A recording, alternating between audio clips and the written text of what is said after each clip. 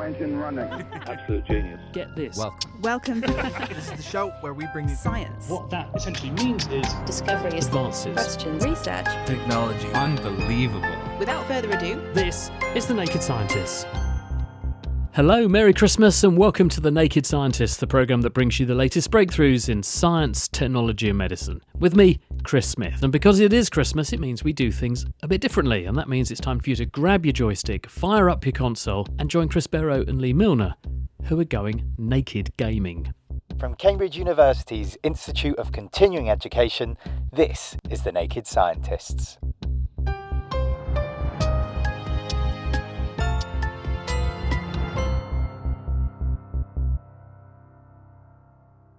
We've been let out of our box. Yes. Unwrapped. Can they handle us? We'll see.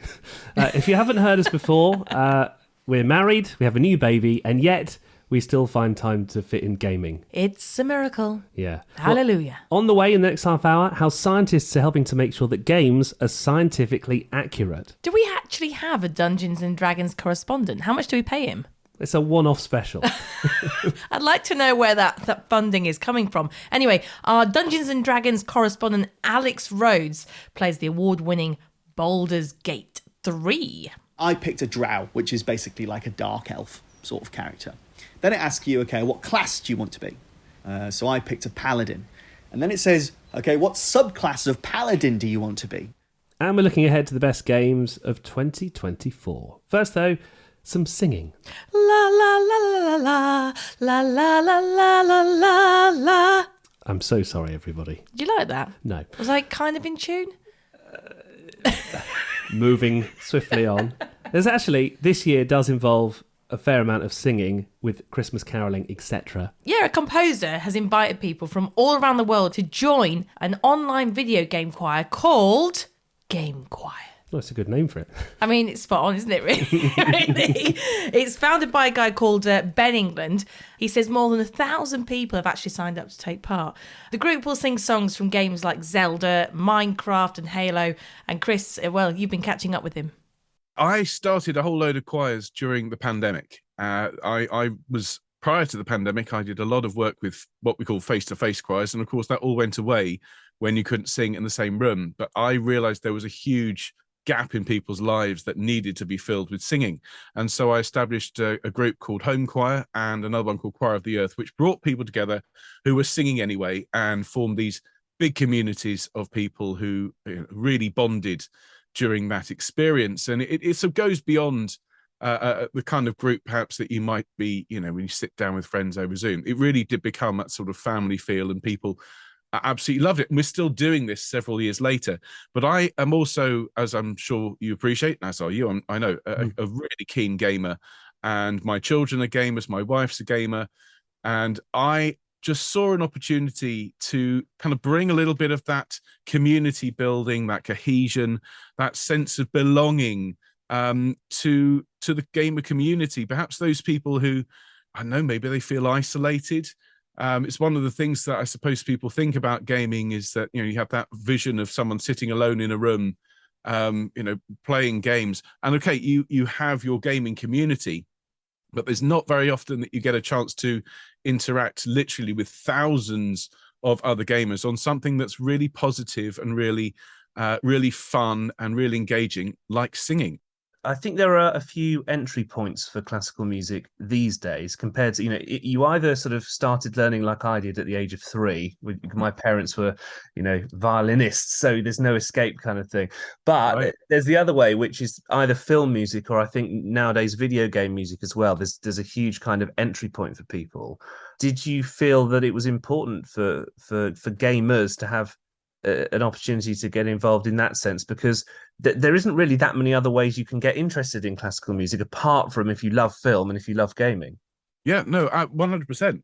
And really, it goes beyond classical music. It's just singing in general. Yeah, I think I was, for many years before I did this job, I was a teacher and I worked in schools all over. And one of the things that I'm afraid to say at the moment is that music is being squeezed in the curriculum and has been for many years. And so people are leaving school without the sort of the feeling of that singing together is something that we do and that it's acceptable and that it's fun. I think the kind of the footballification, to steal a term from James O'Brien, of singing, is that if you aren't the best, it's not worth trying. And that if you go on TV to sing, you're going to be up against other people and you're going to be really harshly judged. And all of that goes to sort of keep people's feeling of community singing really down. And you get a lot of people say, oh, I don't sing, I can't sing. Yeah. Of course, everyone can sing. Everyone has a voice. Everyone uses it every day. It's just you need the permission and you need the sort of safe environment to sing. And so I think this is one of the things that the online choir that I've been running, this sort of model where I teach everything on YouTube. So you can watch it whenever you like. You can sing in your pajamas. You just look at the screen, you follow along with me, and you can pause it, you can rewind it, you can do it as many times as you like. And that gives you that safe space. You're literally at home singing along. And then when you're ready, and that can be straight away, or that can be 2 weeks later, you just get your phone out, you put your headphones on, you sing along with the guide track, and we use professional singers who guide you, and then you send it in. And then our engineers mix that together with everyone. So you are taking part in a big community singing project, but you don't have to, go along to weekly rehearsals. You don't have to stand with other people and feel that sort of, I need to be really good or it's not worth me trying. Da, da, da, da, da. There's no... I know that they say they accept anybody, but there's no way. I would give Sam Ryder a run for his money with reaching those high notes. I think he would be running. That's for sure. Thanks to choir master Ben England. And for more info and how to get involved, you can head to gamechoir.com. Now, the Game Awards took place recently, one of the most high-profile gaming events of the year, and the winner of Best Game... No expense fed. It was Baldur's Gate 3. And our reporter Alex Rhodes has been taking it out for a spin. Hello, Chris and Lee. It's Alex here. Now, normally when I do these, I tend to play the game as well as sort of describe what I'm doing and my thoughts on it. But on this one, I'm not going to play the game at the same time because I really want to get my thoughts straight on this one. It's such a sprawling game and an important game. It is, of course, Baldur's Gate 3. It is amazing. It is absolutely boggling. It's taken up all of my time since it came out, and it came out for console. I've just been playing it constantly. Within the first half hour, you suddenly get the sense of just how massive this game is going to be and some of the work that must have gone into it to make it what it is. So let me start with the sort of character creator. Anyone who's played an RPG will be very familiar with that. For those who don't know, Baldur's Gate is based on the D&D world, Dungeons and Dragons. So I picked a drow, which is basically like a dark elf sort of character. Then it asks you, okay, what class do you want to be? So then you get another 10 choices of like, okay, a paladin, a fighter, a mage, a druid, and that sort of thing. And you go, okay. So I picked a paladin. And then it says, okay, what subclass of paladin do you want to be? And you're like, good God, this is just, this is taking a long time here. And you think, okay, this is basically going to probably affect my combat, essentially, which is a big part of the game. But actually, it affects your whole playthrough.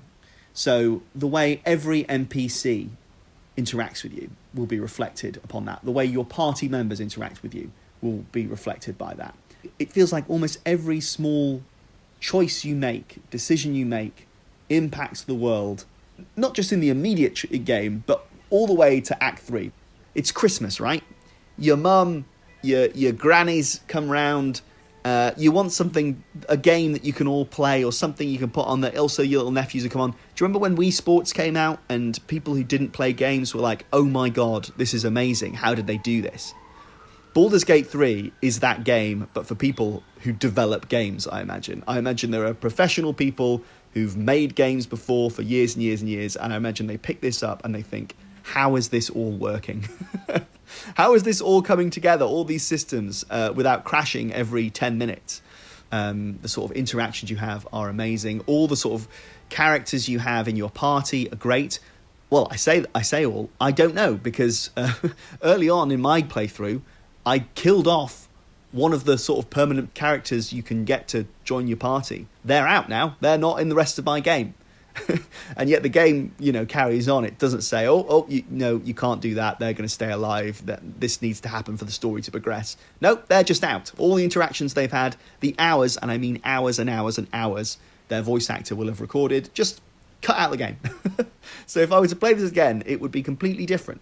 This is definitely a game I'm going to come back to over and over again, because I don't even know how many endings there are. I'm almost paranoid to pick anything in case it, sends me down a path I didn't know was going to happen. If you can't tell already, this is me giving you a big recommendation. 2 thumbs up, 10 out of 10, that sort of thing. This is a real storytelling jump, and this is a real, how much you can pack into a game and how much your decisions can really affect the world around you. There is a whole sort of world here, and it can feel a bit overwhelming. You're dropped in it. It's not quite, doesn't do great on the whole tutorial of this is what you do, this is how you play the game. I sort of stumbled my way through it, and it took a little while before I kind of understood, this is what I'm supposed to be doing, and this is what is possible in this game. So I would say, watch out for that first hour. It can feel like, oh gosh, I'm going to bounce off this. But as you get into it, it really comes into its own. Thank you, Alex Rhodes, our Baldur's Gate correspondent. Hang on a minute. Everyone's getting the title today. He's got a very long title, hasn't he? Yeah. Baldur's Gate 3 correspondent. 3 / Dungeons and Dragons correspondent. So it's extended. 2 for 1. Value.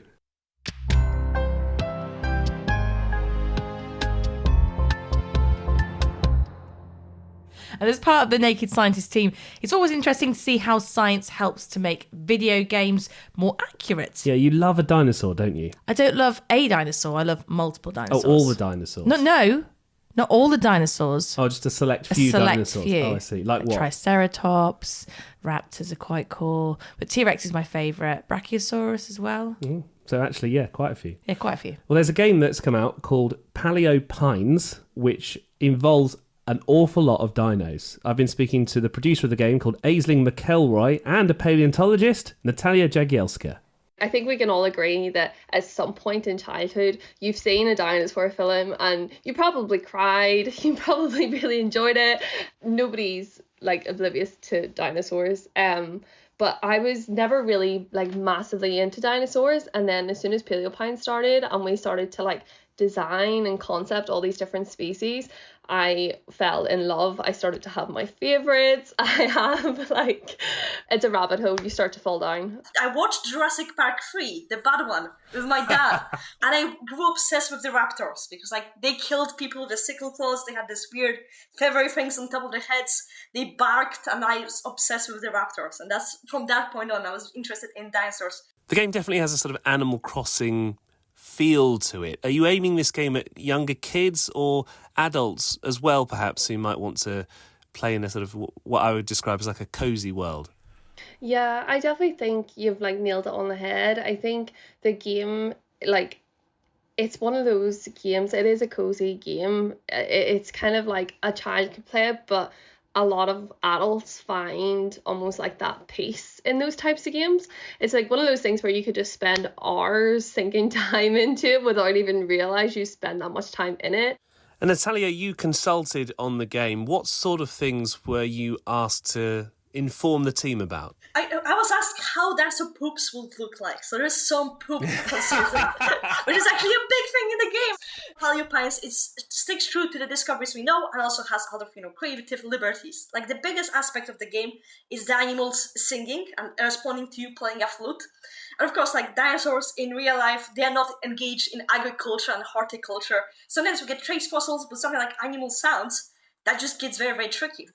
Actually, when the game was close to being released, this year, a Japanese team found a voice box with an ankylosaurus. Yes, I remember. Yes, I remember that. So ankylosaurids are those weird dinosaurs. They have this big arm on top of them. They have clubs on the tails. They're like tanks that are moving on 4 legs. So you see this kind of big animal. I think, it has to make some kind of grumbly, deep sounds. And it turns out the larynx was kind of very flexible, and it maybe could even facilitate the chirping, high pitched sounds. So the game sort of predicted things which would have not been discovered yet, just by accident. I never knew as much about dinos until I started working on this project. I'm still by no means an expert. I still can't pronounce half their names, but I know what they are when I look at them.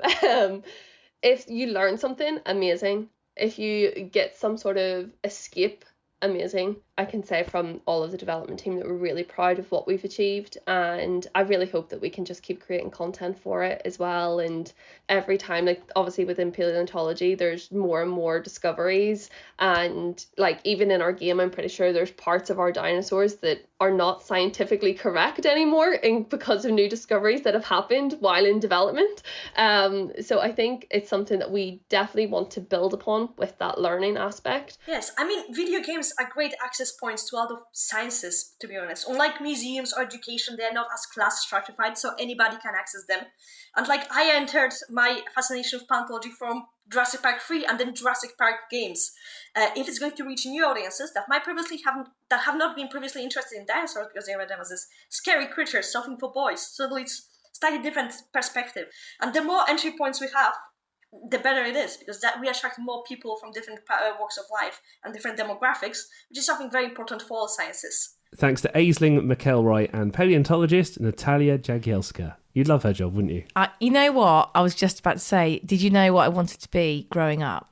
Well, yeah, you told me you wanted to be a baggage handler at the airport. No, that was before. This was my second. Oh, I see. Yeah, right. My second choice of career.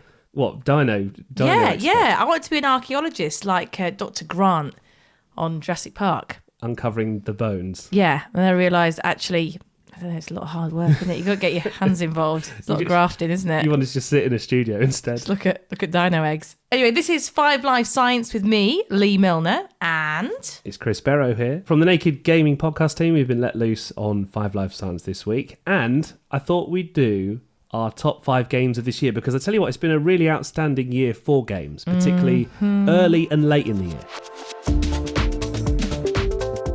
So in at number 5, if we go all the way back to February, do you remember that? There is going to be music under this bit. It's a highly produced experience, this. Now, if you remember back in February, I don't know what you were doing on February the 1st. Oh, yeah, giving birth. But while that was happening, Harry Potter Legacy was being released. And for fans of the books, it's probably the best way to experience Hogwarts. But beware, if you like Harry, Ron and Hermione, they aren't in this game. In at number 4, also around at that time, the sequel to one of my favourite games ever came out. I mean, it would come out whilst I'm giving birth. Little Nightmares 2. If you haven't played it, it's amazing. It's scary, it's a puzzle platformer, it's basically everything the first game had to offer and more. And you can get the first one now on your phone. Amazing. More scariness and another sequel in at number 3. It's Alan Wake 2, because it's a sequel, obviously. More horror. It's done so well. It's really good pacing. And if this is a word, which I don't know if it is, it's unputdownable. Does that count? I reckon. Highly recommended. In at number 2 is Sea of Stars. Now, this is one of your favourite games, isn't it, Chris? It's a classic mix of childhood RPGs that you might have played on the Game Boy, like Pokemon, but with a modern twist, I'd say. Director Thierry Boulanger has been waiting to make this game all of his life. So it's going to be good. So I've been building this fantasy world in my head since I was a kid. So elementary school, it was kind of like the inception there. I feel like we have so many games, and the idea was to make something that would be a bit lighter, more of a callback to a certain simplicity. And in at number 1, The Legend of Zelda Tears of the Kingdom, another sequel. It's the year of the sequel, isn't it? It was Breath of the Wild's follow-up. You can build stuff in this one, though, and you're a lot more powerful. It even runs on the Nintendo Switch just as well as the first one, which is kind of unheard of, really using the technology. But it's an exclusive, so you might end up being the one with tears in your eyes if you don't have a Switch. You can tell you've been practicing those dad jokes. Loads of sequels in there. Also, Spider-Man 2, worth a mention, just came out really recently. Good, that, isn't it? It's just amazing. And there's another game that people have been raving about, which we haven't touched until now. We've been saving it for this episode of 5 Live Science. Super Mario. Yeah, but it's a weird name. Super Mario Bros. Wonder. Yeah, it's a long one. Just a quick description before we get into things. So Super Mario Bros. Wonder is a 2D, so two-dimensional, side-scrolling adventure platformer game, a little bit like the classic Mario games that you might have played when you were younger. Now, there are these things in it called Wonder Flowers. They're game-changing items that trigger exciting moments, they say, like pipes coming alive and unexpected events that happen. It's all a bit mad in the game. You can play it in multiplayer as well. Lots of things to do. 2 to 4 player, of course, in multiplayer. You can collect coins, there's badges, and there's these flower seeds as well, all while you're trying to take down the big evil boss, Bowser. It's out on Nintendo Switch and it's around £50. So let's dive in. Oh, exciting. Come on then. Sit down. I want to play. You can be player one. Who are you going to play as, though? I'm going to choose my character. You can do Mario, Luigi, Peach, Yoshi, Red Yoshi, Yellow Yoshi, Light Blue Yoshi. That's hard to say. Red Yoshi, Yellow Yoshi. Fast. Wait, go. Red Yoshi, Yellow Yoshi, Red Yoshi, Yellow Yoshi. I can't. Red Yoshi, Yellow Yoshi, Red Yoshi, Yellow Yoshi, Red Losh? Yoshi, Yellow Yoshi, Who's Light Loshi? Blue Yoshi. I like to be Toad in this game, so, I mean, I've played the original, Super Mario Bros. Deluxe U. Great title. Who are you going to be? Well, I'm a queen, so I'm going to be Peach. Well, she's a princess, but okay. Famously a princess, right? I'm Yellow Toad. I'm excited. Oh! Here we are. Welcome. Very bright. To the Flower Kingdom. Okay. Peach and the others are travelling. I never read any of it. Just go forward. Oh, forget the story. So, first impressions, Chris. It's a brighter game than the last one, isn't it? The backgrounds very are bright. much brighter. Oh, you jump pretty high. You do jump high, don't you? It's very pretty. It's a lot more colourful. They changed the colour scheme. Can you sprint? Go on, Peachy. Yes, go on, Peachy! How do you sprint? You press Y. They all seem to be arguing about something. A big blue flower. How do you skip this bit? You'd hate cutscenes or anything. You don't just guess it. Oh, we've stolen the Wonder Flower. Oh, I see. That's why it's Super Mario Bros. Wonder, because the Wonder Flower has been stolen. So, everything's, I would say, quite similar Exactly to the old the same games. as Yeah, the it just last looks game, yeah. nicer. So this is on the Nintendo Switch. I've just turned into an elephant. Wow. I'm a massive elephant, though. So I can sense already that this is going to be a bit of a madder game than the previous. Oh, I love it. The previous I'm loving ones. this. Oh, I've worked out how to sprint now. Oh, well done. I would say it looks like a typical Mario game mixed with a bit of Kirby. Graphics are much brighter, but essentially, it's the same game. Oh, you got a Wonder Seed. Okay. What did that do? don't- Oh, we can squirt water now, look. Oh, right. Oh, so that's it. We've completed the first level already. And it's basically more of the same. It's more of the same. If you're a fan of Mario and you enjoyed the last one, you'll love this one. It's a bit more mad, though, isn't it? Like you're turning into elephants, but the story is just as pointless as ever. I think it's good. Good multi. Can you imagine playing this in 4-player? I think this is something we can play when Theo's in bed and come back to. Yeah, and also it's portable, obviously, on the Switch, so it's just more of the same. And I like it. We're a sucker for Super Mario games, aren't we, though? I know, there's plenty of them as well. They've remastered the RPG from back in the day. What was the one that we absolutely loved? Like, we literally couldn't put it down. The first one of these. It was the first one. Yeah, the first one of these. We actually So Super Mario good, man. U Deluxe. Yeah, and you had the alternate world one where you could be Luigi. Yeah, Luigi. that was awesome as well. So that's highly recommended. But so's the new one. If you haven't got, maybe, well, you won't have any money left after Christmas, but January payday. Anyway, we're nearly out of time here. Just a quick mention for some games that we're looking forward to in 2024. Ooh, can I start? Of course you can. Okay, Little Nightmares 3. I can't believe it's coming already. I thought the studio said they weren't making any more, but they've given it to like another team of It's so people. good. That's why it's so good. Look, if you've never heard of this, and I bang on about it all the time on the podcast, so you play as this little guy in like a yellow hooded raincoat called Six, and you've got to help him avoid and dodge all the monsters, and these monsters are really scary, like really scary. And yeah, it's a beautiful game. It just looks beautiful. Atmospheric, and it's isn't it? Scary. atmospheric, and it's just really cool. Really, really cool. The next one you can play in co-op online, apparently. So guess we'll be doing that when That's it's our date released. night sorted. Although it just says out in 2024, so we don't know exactly when that is yet. You big tease. And the other one that I'm really looking forward to is Warhammer 40,000 Space Marine 2. The titles just keep getting longer. You would be. Well, I used to like the little models when I was a kid. And then I just think the video game format is a good one for this because you can cut out all the dice rolling. And the trailers that are available for this and the gameplay do look incredible. It's coming out in September next year, though, so you're going to have to wait a little while for that one. That's about it, isn't it? Wow. We Back kind in- of rattled through quite a lot there. Back in the box. Back in the box. We've had a lot of fun, though. It's good. Thanks for having us. I really appreciate it. And I guess we'll be back next year with more gaming action. 2024, man. I know. Wow. How are we going to afford all the games? I don't know. But just think when our little one, who's going to be 1 next month, Oh. Theo will have everything to play. Everything. I'd like to see him get the VR headset on. What do you think we should start him on? Because I started on the Sega. I'd like to do that. I'd like to start him on the earliest console. I don't think that's going to go down, mate. Well, he won't know. He's not going to know how good The Last of Us is. When Hugo, but like when his mate down the road's like on a PS5, and old Theo's on the Sega. I think he'll have something to say about that. His first word will be, "Really, mummy?" Anyway, it's been a great year for gaming. Yeah. And I have no doubt next year will be even better. Cheers. Cheers. You haven't got a drink? Go get me a drink. Okay.